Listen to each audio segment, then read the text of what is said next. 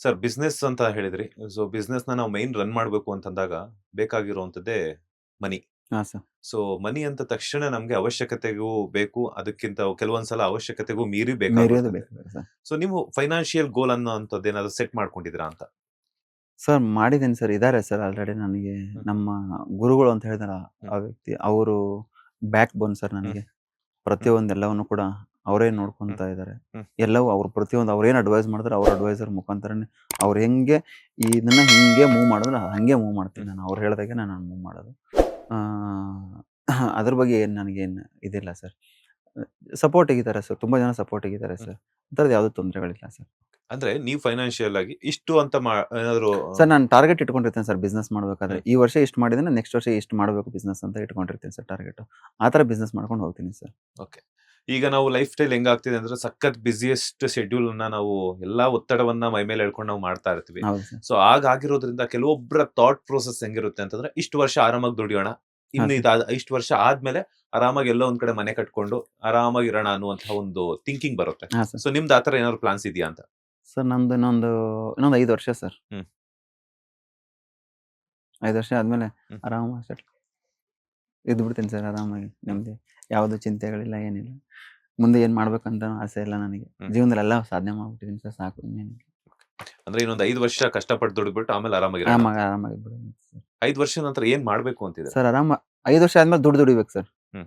5 ವರ್ಷ ನಾವು ದುಡಿಬೇಕು. ಹ್ಮ್. 5 ವರ್ಷ ಆದ್ಮೇಲೆ ನಾವು ಸಂಪಾದನೆ ಮಾಡಿರೋ ದುಡ್ಡು ದುಡಿಬೇಕು ಸರ್. Okay, okay, okay. ಅದನ್ನ ಬೇರೆ ಕಡೆ ಇನ್ವೆಸ್ಟ್ ಮಾಡುವಂತ ಪ್ಲಾನ್ಸ್. ಹಾಂ ಸರ್. ಗೋಲ್ಡ್ ಸುರೇಶ್ ಅವರ ಪ್ರಕಾರ ಹಣ ಅಂದ್ರೆ ಏನು? Paper sir.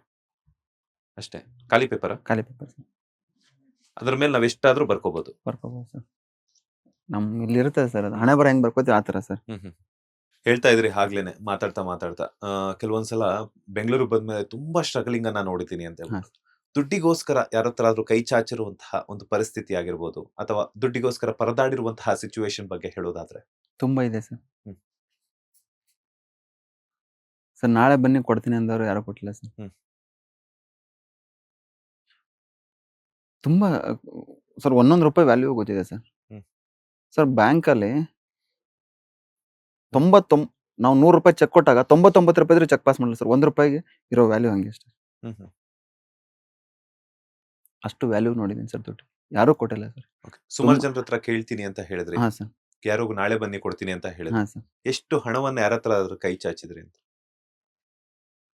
ಸರ್ ಒಂದ್ಸಲ ನನಗೆ ಹ್ಮ್, ಸ್ಟಾರ್ಟಿಂಗ್ ಬಂದ ಟೈಮಲ್ಲಿ ಸರ್, ಹ್ಮ್, ಒಳ್ಳೆ ಸ್ನೇಹಿತರುಗಳಿದ್ರು. ಎಲ್ಲ ಗೊತ್ತಿರೋ ಸ್ನೇಹಿತರುಗಳೇ ಹ್ಮ್, ಫೋನ್ ಮಾಡಿ ಈ ಥರ ತುಂಬಾ ತೊಂದರೆಯಲ್ಲಿದ್ದೀನಿ. ಒಂದ್ ಸ್ವಲ್ಪ ಏನಾದ್ರು ಸಹಾಯ ಮಾಡಿ ಅಂತ ಹೇಳಿದಾಗ ಒಬ್ರೂ ಮಾಡಿರ್ಲಿಲ್ಲ ಸರ್. ಹ್ಮ್. ಬಟ್ ಅವತ್ತು ನನಗೆ ಮೆಜೆಸ್ಟಿಕ್ಕಲ್ಲಿ ಒಂದು ಹೋಟ್ಲವ್ರು ನನಗೆ ಕೊಟ್ಟಿದಂಥ ಊಟ ಇವತ್ತು ನೆನಪು ಬರುತ್ತೆ ಸರ್. ಅದೇ ಸರ್ ಪ್ರತಿಯೊಬ್ ಅವತ್ತೇ ಗೊತ್ತಾಯ್ತು ಸರ್ ನನಗೆ ಹ್ಮ್. ದುಡ್ಡಿಗಿರೋ ವ್ಯಾಲ್ಯೂ ಮನುಷ್ಯನಿಗಿಲ್ಲ ಅಂತ ಸರ್. ಅಲ್ಲ ಈಗ ಪ್ರತಿಯೊಬ್ಬರ ಜೀವನದಲ್ಲೂ ಏನಾದ್ರೂ ಒಂದು ನಾವು ಒಂದು ಬಿಸ್ನೆಸ್ ಅನ್ನ ಶುರು ಮಾಡ್ಬೇಕು ಅಂದ್ರೆ ಇಷ್ಟು ಅಮೌಂಟ್ ಇಂದ ಶುರು ಮಾಡಿರ್ತಾರೆ. ಹಾಂ ಸರ್. ಒಂದಿಷ್ಟು ಅಮೌಂಟ್ ಅನ್ನ ಇಟ್ಕೊಂಡು. ಹಾಂ ಸರ್. ನೀವು ಎಷ್ಟು ಹಣವನ್ನ ಇಟ್ಕೊಂಡು ನಿಮ್ಮ ಬಿಸ್ನೆಸ್ ಅನ್ನ ಶುರು ಸರ್ ಮಾಡಿದ್ರಿ ನನಗೆ ಅಂತ? ನಮ್ಮ ಗುರುಗಳು ಅಂತ ಹೇಳಿದ್ನಲ್ಲ, ಹ್ಮ್, ಅವರು ಒಂದು ಅಮೌಂಟ್ ಕೊಟ್ಟರು ಸರ್ ನನಗೆ. ಹ್ಮ್. ಆ ಅಮೌಂಟಿಂದ ನಾನು ಬಿಸ್ನೆಸ್ ಸ್ಟಾರ್ಟ್ ಮಾಡಿದೆ ಸರ್. ಓಕೆ. ಒಂದು ಒಳ್ಳೆ ಫಿಗರೇ ಕೊಟ್ಟಿದ್ರು ಸರ್. ಹ್ಮ್. ನೆಕ್ಸ್ಟ್ ಏನಪ್ಪಾ ಅಂದ್ರೆ ಮುಂದೆ ಲೈಫ್ ಏನೋ ಗೊತ್ತಿಲ್ಲ ಗುರು. ಇರೋ ತನಕನೂ ಆರಾಮಾಗಿ ದುಡಿಬೇಕು, ಆರಾಮಾಗಿ ಎಂಜಾಯ್ ಮಾಡ್ಬೇಕು ಅನ್ನುವಂತಹ ಒಂದು ವರ್ಗದ ಮಾತಿದೆ. ಫ್ಯೂಚರ್‌ಗೋಸ್ಕರ ಒಂದಷ್ಟು ಹಣವನ್ನ ಸೇವ್ ಮಾಡಬೇಕು ಅನ್ನುವಂತ ಕೆಲವೊಂದಷ್ಟು ಜನ ಥಿಂಕ್ ಮಾಡ್ತಿರ್ತಾರೆ. ಹಾಂ ಸರ್. ಸೊ ನಿಮ್ಮ ಪ್ರಕಾರ ಯಾವ್ದು ಸರಿ, ಯಾವ್ದು ತಪ್ಪು ಅಂಡ್ ಯಾಕೆ ಅಂತ?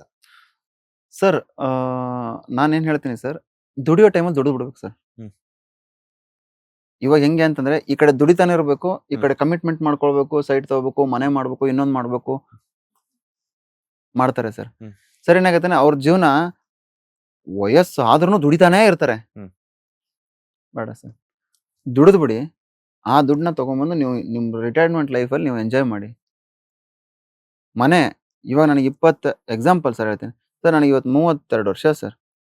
ನಾನು ಏನು ಮಾಡ್ಬೇಕು ನಾನು ಮಾಡಿದ್ದೀನಿ ಸರ್. ಹ್ಮ್. ಇನ್ನು 5 ವರ್ಷ ನಾನು ದುಡಿದ್ರೆ ನನ್ನ ಲೈಫಲ್ಲಿ ನಾನು ಆರಾಮಾಗಿ ಇರ್ಬೋದು ಸರ್.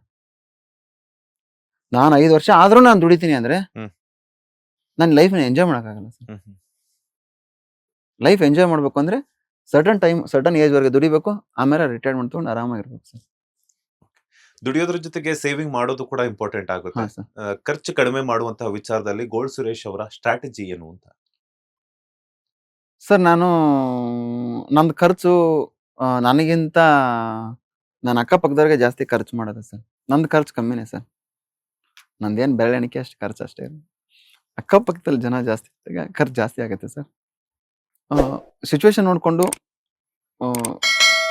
ಯಾವುದಕ್ಕೆ ಖರ್ಚು ಮಾಡಬೇಕು, ಯಾವುದಕ್ಕೆ ಖರ್ಚು ಮಾಡಬಾರ್ದು ಅಂತ ಯೋಚನೆ ಮಾಡಿ ಖರ್ಚು ಮಾಡ್ತೀನಿ ಸರ್. ಲೇಟೆಸ್ಟ್ ಹಾಗೂ ಇಂಟ್ರೆಸ್ಟಿಂಗ್ ಸುದ್ದಿಗಳಿಗಾಗಿ ಬಾಸ್ ಟಿವಿ ಕನ್ನಡ ಚಾನೆಲ್ನ ಸಬ್ಸ್ಕ್ರೈಬ್ ಮಾಡಿ. ಹಾಗೆಯೇ ಬೆಲ್ ಐಕಾನ್ ಪ್ರೆಸ್ ಮಾಡಿ. ಇದರ ಜೊತೆಗೆ ಫೇಸ್ಬುಕ್, ಇನ್ಸ್ಟಾಗ್ರಾಮ್, ಎಕ್ಸ್ನಲ್ಲೂ ಮಿಸ್ ಮಾಡದೆ ಫಾಲೋ ಮಾಡಿ.